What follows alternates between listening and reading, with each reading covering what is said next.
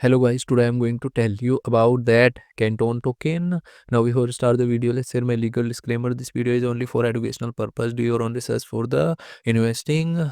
According to the white paper, the Canton network is a layer 1 smart contract blockchain with configurable privacy and controls, solving for public network, adaptation for RWAs and trade FI institutions.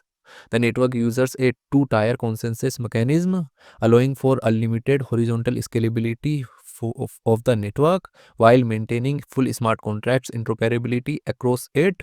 The global synchronizer acts as a network backbone for the ecosystem.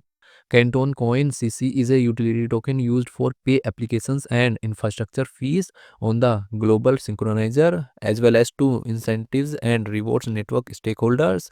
Canton CC is a privacy focused institutional grade blockchain designed to bridge traditional finance, TradeFi, and decentralized finance DFI by enabling source tokenization of real world assets RWAs and compliant cross institutional transactions.